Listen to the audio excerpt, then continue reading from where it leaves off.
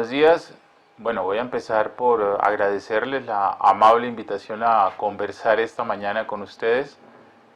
Me da pena hacerlo a través de este medio porque creo que hubiera sido lo ideal para mí, sobre todo poder estar en contacto directo con ustedes en este diálogo y en esta conversación. Pero bueno, lamentablemente las circunstancias no nos permitieron estar esta mañana ahí, disfrutando de su compañía, disfrutando de la ciudad, del paisaje y de Ayacucho. Gracias por la invitación nuevamente.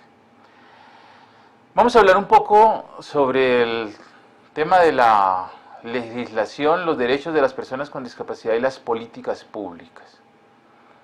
Tema que es complejo y apasionante. Complejo porque deberíamos empezar por revisar la definición de lo que es discapacidad. Porque a partir de esa definición es que vamos a ir aclarando los conceptos e ir hilvanando las ideas para lograr una conferencia que nos arroje luces sobre todo este proceso. Primero, ¿la discapacidad qué es? Es la resultante de un interactuar. Y eso es una cosa que no podemos olvidar. Discapacidad es la resultante de un interactuar, de una persona con deficiencia y las barreras del entorno. Esa definición, como mínimo, ya nos implica dos grandes tareas, dos. Una, que debe apuntar a la persona y otra, que debe apuntar al entorno, o sea, a eliminar o mitigar esas barreras del entorno. ¿Para qué? Para que la persona con discapacidad pueda participar plenamente, para que el goce de los derechos sea efectivo, porque nuestra convención lo que busca es eso, el goce efectivo de los derechos, aquí y ahora. No tenemos que esperar al paraíso terrenal, no tenemos que esperar, no. El goce efectivo es aquí y ahora y eso es muy claro en el texto de la convención.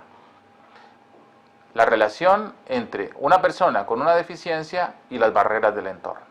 En este caso concreto nuestro son personas ciegas y con baja visión. Ahora, la ceguera en el siglo XXI, o la baja visión en el siglo XXI, es muy diferente a lo que pudimos haber pensado en el siglo XIX o en el siglo XX. Y por supuesto, las respuestas son absolutamente diferentes. La información para finales del siglo XX se asumía que más o menos, un 70-75% no era accesible para las personas ciegas y con baja visión porque se producía, se presentaba, se circulaba y se divulgaba a través de medios audiovisuales, ¿sí? Medios impresos y sobre todo el tema de las imágenes ya comenzaban a tomar muchísima fuerza. Y eso era el siglo XX. Sin el auge de las TIC, sin lo que hoy tenemos. Aquí tenemos que considerar que cada nueva ola tecnológica, que la humanidad la recibe feliz, porque es una transformación, porque es un avance, porque se supone que es un mundo mejor, cada nueva ola tecnológica para las personas ciegas y con baja visión es un tsunami. La convención, además de esta definición de discapacidad, nos entrega otras definiciones. Primero, la autonomía y la independencia de la persona con discapacidad. La autonomía y la independencia para tomar las propias decisiones y para incidir en las decisiones que nos afectan. Esto es muy importante porque este concepto de autonomía e independencia va a marcar nuestras relaciones y nuestra forma de participar. Ahora, la información. En el siglo XXI circula a través de múltiples plataformas y medios, donde se prioriza la imagen precisamente por la velocidad que le permite a quien diseña el sitio web, a quien diseña el portal, a quien diseña el medio electrónico, le permite viajar rápidamente la imagen. O sea, tenemos unos procesos de economía en la información que antes no conocíamos y que nunca calculamos. El primer fenómeno es ese, el portal web, el medio electrónico. El segundo son los contenidos. Y el tercero, las formas y los medios para acceder a la información. Por eso es complejo. Y por eso la legislación debe ser clara.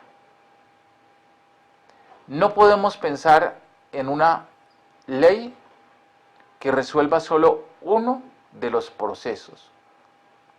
Tiene que ser una ley que desarrolle el contenido de la convención.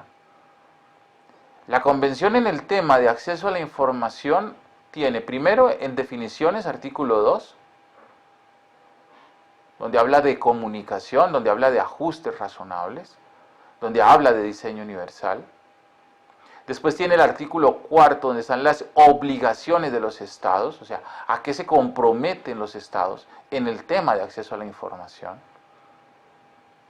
Y después vienen el artículo 9 y el 21. Y por supuesto que este tema de la información pasa por el artículo 29, participación política, 24, educación, cultura, deporte. O sea, este tema de la información es un tema que es transversal en nuestra convención. Va de la mano de la participación y va de la mano de la capacidad jurídica. Para nosotros, las personas ciegas y con baja visión, este tema es fundamental y esencial. Es el alma de la convención para nuestro sector, para nuestro colectivo. Sin información, pues es que no tenemos ni siquiera ciudadanía. Es que ya el debate hoy en torno a la capacidad jurídica para nuestro colectivo, para nuestras poblaciones ciegas y con baja visión, pasa por esto, por la información. O sea, el debate, aquí, por supuesto que tenemos que considerar que hay zonas del mundo donde a las personas ciegas y con baja visión todavía se les declara interdictas. O sea, eso también es una realidad. Eso debe cambiar. Pero ahora no me voy a concentrar en ese punto, sino en el tema de la información. Tenemos una persona ciega o una persona con baja visión con reconocimiento de su capacidad jurídica y con reconocimiento de su ejercicio de su capacidad jurídica. Pero sin información, ¿cómo la ejercemos? O sea, ¿cómo puedo yo tomar decisiones sin información? Elemental. ¿Cómo acudo a las urnas a participar de un proceso electoral? ¿Cómo? No tengo la información adecuada para poder elegir. ¿Sí? ¿Cómo ejerzo mi capacidad jurídica para tomar decisiones respecto al manejo de mi dinero, mis recursos? ¿Dónde los invierto? ¿Cómo los invierto? ¿Cuál banco selecciono? Si no tengo la información. Más, puede ser que tenga una cuenta bancaria, pero toda la información relacionada con mi cuenta bancaria no la tengo disponible para que yo de una forma autónoma e independiente la pueda ordenar y procesar. Ese es un fenómeno delicado. Ahora, el tema de la participación nuevamente está afectado por esto la información. La participación en todos los procesos, o sea, en la educación, la cultura, la ciencia, el deporte, en todas las actividades humanas, en todo el ejercicio social se ve afectado. Por eso necesitamos una ley lo suficientemente clara que desarrolle los principios y que señale claramente el deber ser del Estado y que establezca los mecanismos reales de participación de las personas ciegas y con baja visión a través de las organizaciones que las representan, como lo señala la Convención. La ley debe contener las obligaciones del Estado e insisto, el mecanismo a través del cual las personas ciegas con baja visión y las organizaciones que las representan participan del desarrollo de la ley y sobre todo de la construcción y la implementación de la política pública. El tema de la política pública nos plantea un nuevo desafío, porque aquí tenemos básicamente tres caminos. Uno, la política general del país en TIC. Y es como un país piensa en desarrollar todo lo relacionado con TIC. Todo el tema de conectividad, todo el tema de cobertura, todo el tema de plataformas, sistemas, cómo llega esto a los ciudadanos, todo este concepto de gobierno en línea, transparencia, o sea, la política macro del país. Hay teóricos que sostienen que deberíamos resolver todos los problemas con un documento macro de política pública. Esa es una tesis. Otra, un documento de política pública de acceso a las TIC para personas con discapacidad en general.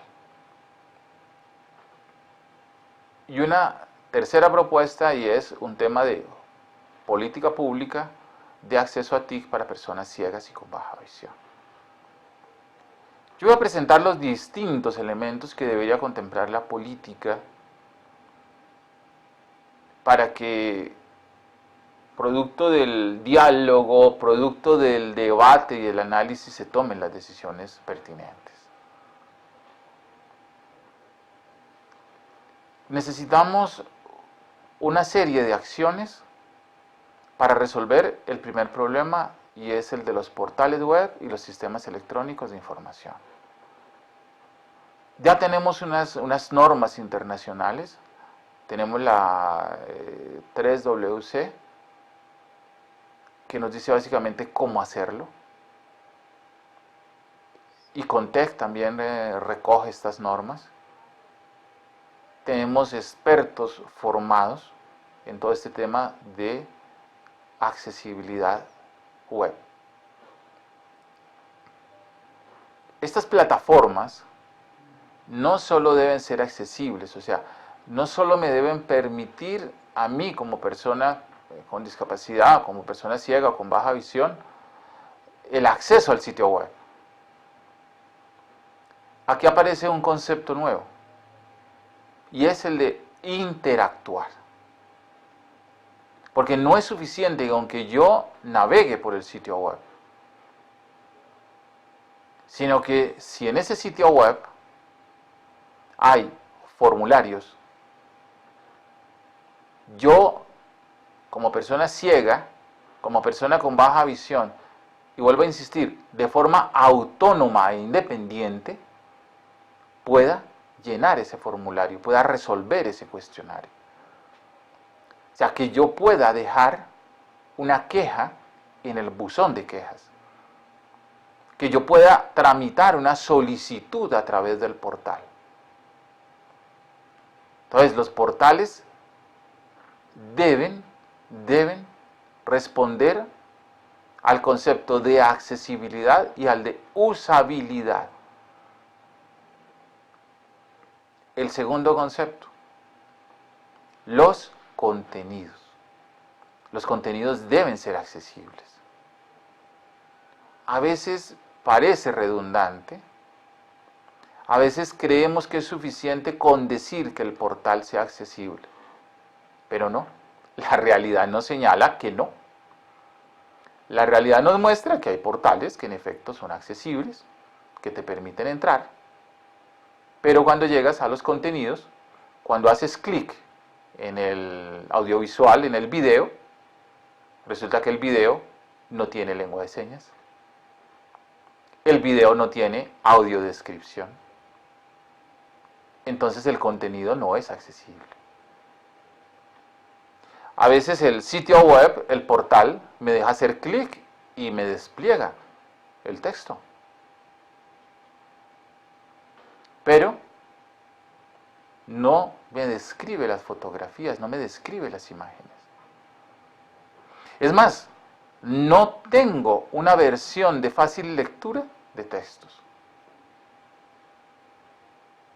Entonces aquí, así suena redundante, pero es mejor dejar total claridad. Los contenidos también deben ser accesibles. Después, tenemos que pensar en todos los mecanismos electrónicos que se utilizan hoy para interactuar,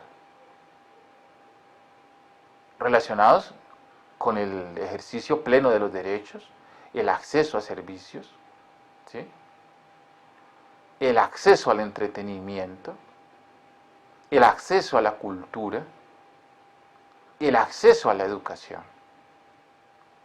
Entonces vamos viendo que este fenómeno cada vez es más complejo y más complicado. Y después viene el tema, y es ya. Las dos primeras grandes variables apuntan al entorno.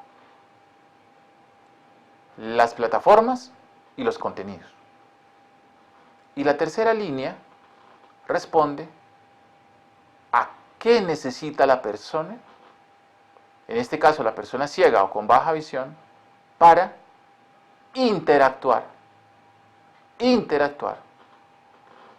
con esos medios electrónicos, para interactuar en la red,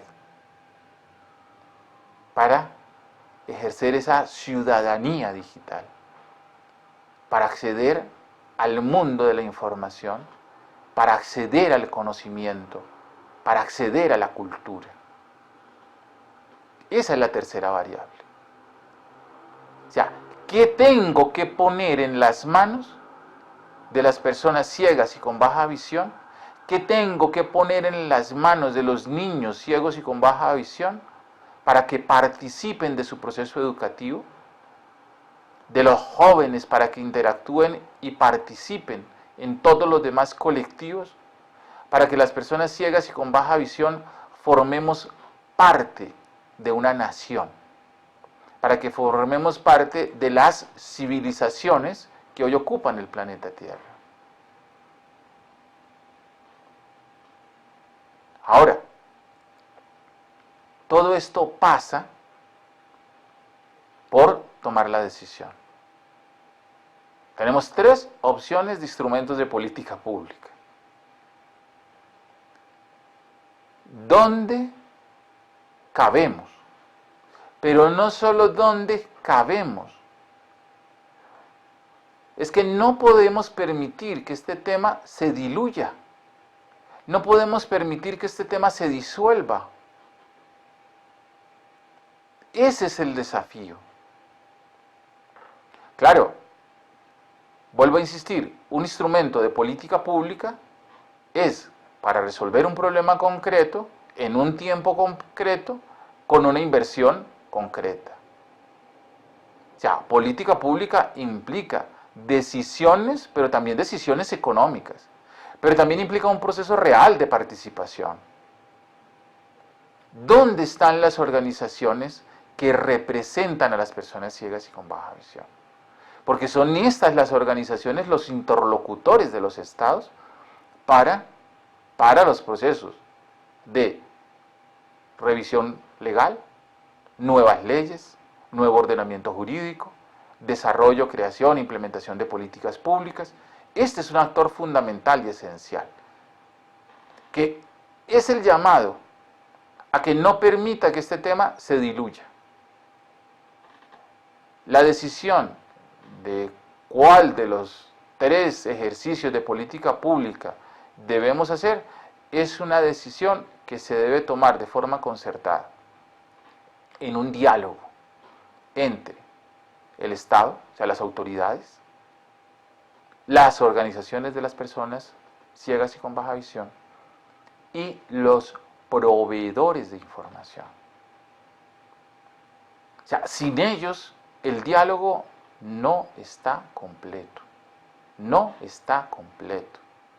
O sea, aquí tienen que tomarse una serie de decisiones que impactan a la empresa privada, que impactan a los prestadores de servicio. Y ellos deben formar parte del diálogo porque deben formar parte de la política pública, porque ellos ayudan a resolver el problema. Porque las barreras que nos impiden a las personas ciegas y con baja visión el acceso a la información, que nos impiden nuestra participación autónoma e independiente, que nos impiden el pleno ejercicio de nuestros derechos, que nos impiden el ejercicio de la capacidad jurídica, esas barreras están ahí, en las empresas, en el sector público, en el sector privado. Entonces el diálogo no es completo sin ellos. ¿Qué decisiones deben tomarse además de las señaladas? Ya teníamos primero, accesibilidad y usabilidad de sitios web y sitios electrónicos. Accesibilidad y usabilidad de los contenidos. Dotar a la persona ciega y con baja visión de la tecnología que le garantice de forma autónoma e independiente interactuar con esas redes, esos sistemas. Ahora, otra serie de decisiones que deben tomarse, que son delicadas. Y es, ¿cómo yo como Estado estimulo al sector privado para llevarlo al diseño universal? ¿Cuáles son las medidas que yo como Estado debo tomar para que el diseño universal sea una realidad? 9 correos no leídos. Pointer. Toca 2 veces para abrir. Acciones disponibles. Las decisiones de los estados pasan por dejar completamente claro no solo que sus sitios web deben ser accesibles y que sus sitios web deben garantizar la usabilidad. La norma no solo debe contemplar la accesibilidad y la usabilidad de los contenidos.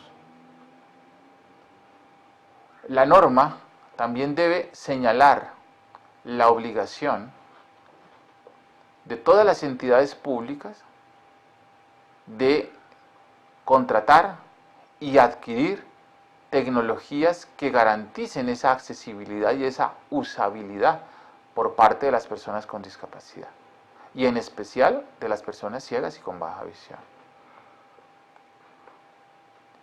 O sea, hay decisiones administrativas que van a impactar el mercado. Ese es un tema supremamente delicado. Porque, por supuesto, del lado del sector privado, del sector empresarial, si no es claro el mensaje, si no es claro el tema de los derechos de las personas con discapacidad, vamos a encontrar una enorme resistencia y van a aparecer argumentos como que se está evitando el libre mercado, se está afectando el libre mercado, se está afectando la libre competencia, que hay un fenómeno de competencia desleal. O sea, Toda esa tensión y todo ese ruido debemos eliminarlo. Por eso, en la mesa de concertación, de construcción de política pública, debe estar el empresario.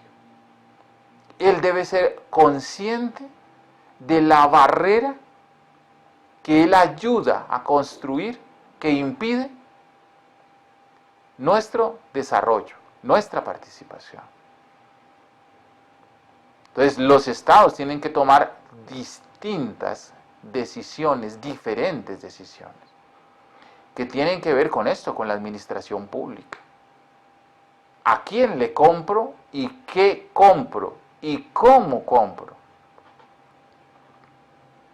O sea, cuando el Estado va a diseñar un portal web, un sistema web, necesariamente en los pliegos de la licitación debe aparecer esto: la accesibilidad y la usabilidad web. O sea, el proveedor de bienes y servicios para el Estado debe asumir esto como propio. O sea, esto forma parte del negocio. Esa es la nueva realidad. O sea, las decisiones no únicamente impactan a las personas ciegas y con baja visión. No, todas las decisiones que se tomen en el nuevo ordenamiento legal para desarrollar la convención y los instrumentos de política pública para hacer viable el ordenamiento jurídico impactan el sector empresarial y el sector estatal. Ese es nuestro desafío. Yo quiero agradecerles su tiempo, su paciencia. Espero que este medio que hemos utilizado para comenzar este diálogo pues haya sido una herramienta que sea efectiva, que nos permita iniciar el diálogo, iniciar la conversación. Una conversación que está incompleta, porque faltan sus preguntas, por supuesto sus comentarios, sus ideas, y creo que es solo la primera oportunidad de un diálogo aquí en Ayacucho. No es la primera conversación que por suerte tengo en el Perú. Tengo en este país grandes amigos, personas inteligentes, capaces, decididas, gente que ha ayudado a transformar la realidad de las personas ciegas y con baja visión aquí en el Perú, instituciones, madres, o sea, un conjunto de seres humanos valiosísimos. Y espero que esta no sea la última posibilidad de seguir conversando. Quedo pendiente de sus preguntas y nuevamente gracias por su tiempo, por su paciencia, por regalarme estos minutos. Gracias.